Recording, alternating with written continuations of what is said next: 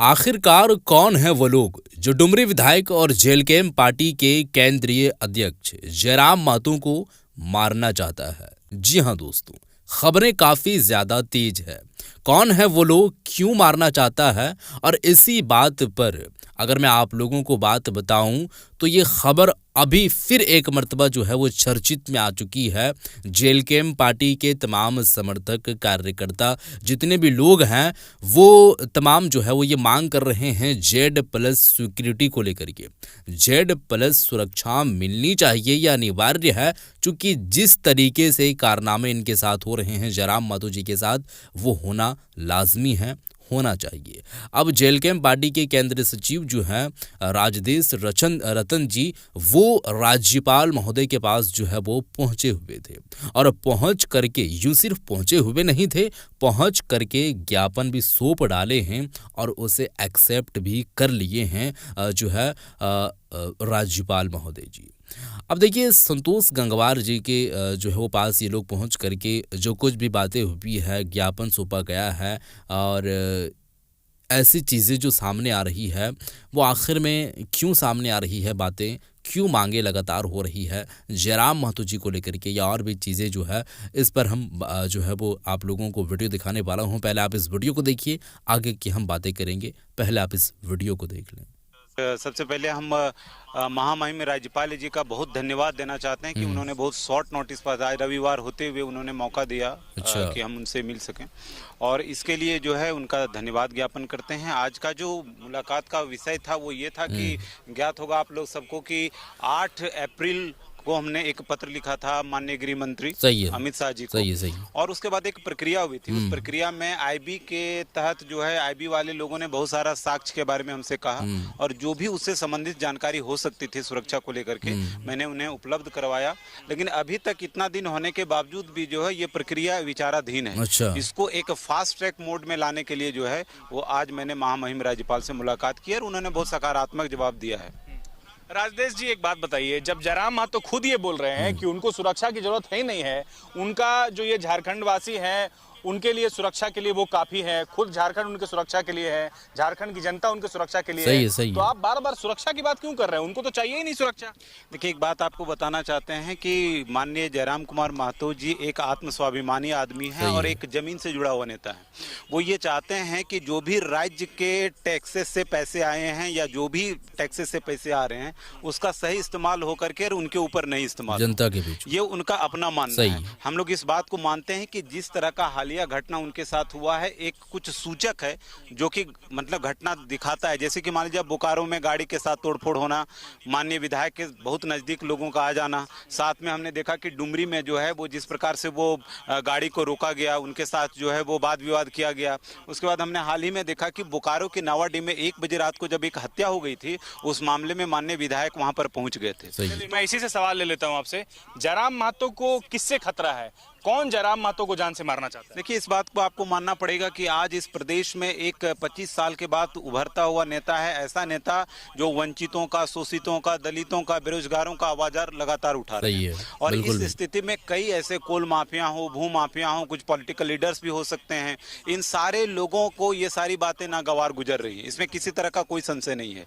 और हम लोग इस बात को कहते हैं कि क्या उनको धमकी मिली, क्या उन पर गोली चली? देखिए, कुछ ऐसी चीज होते हैं जो सूचक होते हैं, और उन सूचक के आधार पर जो है आपको निर्णय लेना पड़ता है। और पार्टी का वरिष्ठ या कह लीजिए कि एक सीनियर जो है वो मेंबर होने के नाते इस बात को हम समझते हैं कि जयराम कुमार महतो को सुरक्षा मिलनी चाहिए। इसके पीछे का 2 रीजन आपको हम देना चाहते हैं कि जैसे मान लीजिए आप सुनील महतो जी की बात कर लीजिए, उतना छोड़िए, हमारे राजधनवार मेरा घर है, उसके बगल में बगोदर विधानसभा, वहां पर कॉमरेड महेंद्र सिंह बहुत ही एक फायर ब्रांड नेता थे। वो हमेशा सुरक्षा को इग्नोर करते थे, जिसका परिणाम हुआ कि उनको भी जो है वो जान से हाथ अपना धोना पड़ा। हम लोग इस बात को मानते हैं कि आज जिस तरह से एक आम जनमानस की आवाज लगातार मुखर होकर के जयराम कुमार महतो जी, चाहे वो सदन की बात कर लें या सड़क पर की बात कर लें, हर जगह उठा रहे हैं, तो उनको सुरक्षा चाहिए, चाहे वो कुछ भी कहें। लेकिन as a being a party member भी हम इस बात को सोचते हैं। और इसके अलावे हमारा और जयराम जी का एक बहुत ही मित्रवत संबंध भी है, वो हमेशा हमको बड़े भाई करके ही संबोधित करते हैं। तो हमको लगता है कि परिवार की सुरक्षा की भी बात है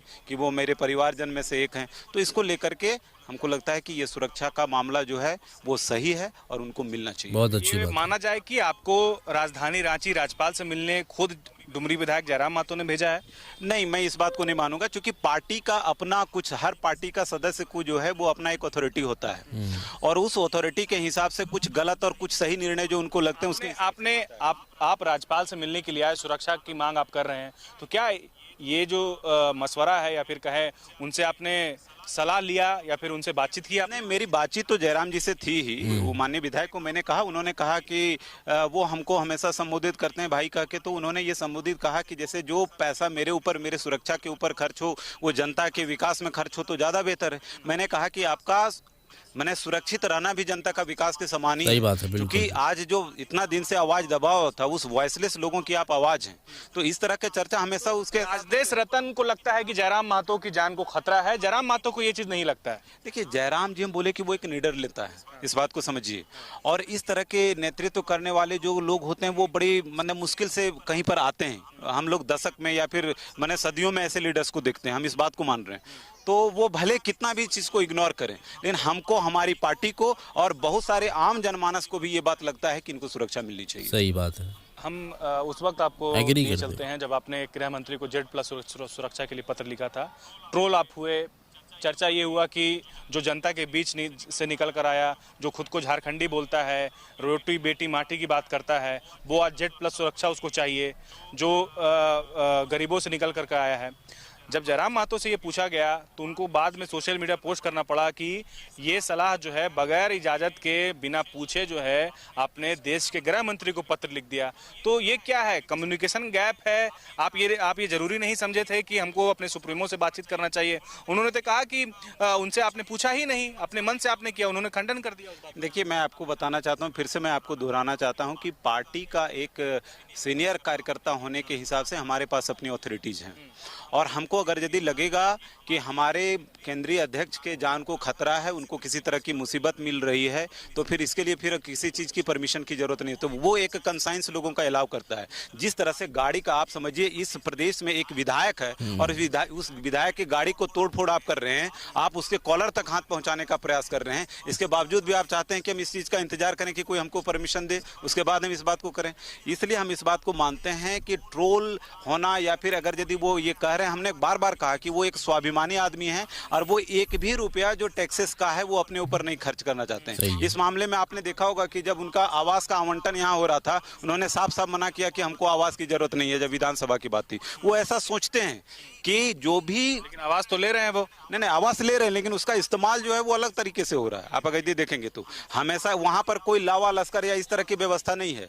आम जनमानस जिसको दिक्कत हो रहा है, जो समस्या को लेकर के यहाँ पर आ रहे हैं उनसे मिलने के लिए, बहुत बार वो वहाँ पर रुक भी जाते हैं।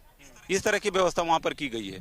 तो वो चाहते हैं कि जो भी पब्लिक का पैसा है या जो सुविधाएं मिली है वो ज़्यादातर आम जनमानस उसका इस्तेमाल करे, उनके ऊपर वो जो है वो इस्तेमाल। बहुत अच्छी बात है। वीडियो आप लोग देख चुके हैं, ये थे राजदेश रतन जी, और ये अपने आप में अपना जो एक कार्यकर्ता है उस एतबार से इनको लगा कि मेरा भी एक जो है वो एक दायरा है, अथॉरिटी हम अपने आप में भी रखते हैं, और हमें मिली है कि हर चीज़ें जो है वो जयराम महतो जी, ये यूँ कहें पार्टी के जो सुप्रीमो हैं उनसे जो है वो एग्री करवाना, उनसे सवाल करना, या यूँ उनसे जो है वो जा कर के बातें बोल देना, एज ए अब आप कहेंगे तो इन्फॉर्मेशन उन तक पहुंचा देना कि हम ये काम करने के लिए जा रहे हैं, तो ये जो है वो उचित नहीं है। हाँ, वो चीज़ें हैं कि वो हम उनसे पूछ करके ही काम करते हैं, चूँकि पार्टी के वो सुप्रीमो हैं, लेकिन कुछ अथॉरिटी हम जो है वो हमें अपने आप में भी मिली है कि हम कुछ निर्णय अपने आप में ले सकते हैं। अब पार्टी की यानी कि सुप्रीमो को सुरक्षा की बात है, तो हमें लगा कि उनके गाड़ी के साथ, उनके साथ, या रात में वो निकल जा रहे हैं, गाड़ी के साथ तोड़फोड़ हो रही है, गाड़ी उनका जो है वो रोका जा रहा है, तमाम तरीके के मुखरता के साथ आवाज़ उठा रहे हैं, तो कई ऐसे लोग होंगे, माफियाओं का ऐसा जो है वो ग्रोह होगा, जो वो लोग लगातार जो है वो कोशिश में होंगे अभी तक। तो बेहतर यही होगा कि वो अपने आप में भले ही कह दे कि हमें कोई भी सिक्योरिटी गार्ड का जो है वो सुरक्षा अगर आप कहेंगे तो जो है वो नहीं चाहिए हमें, हम जैसे हैं वही बेहतर हैं, लेकिन हमें ऐसा लग रहा है कि उनको चाहिए, और ये एक अच्छी पहल हो सकती है। तो तमाम तरीके की बातें आप लोग सुन लिए हैं। आपको इस पर क्या कुछ लगता है? क्या उनको सुरक्षा मिलनी चाहिए या नहीं मिलनी चाहिए? वो जैसा है वैसा ही ठीक है, या जान के ख़तरा को देखते हुए ऐसे लीडर जो है वो बहुत कम देखने को मिलते हैं।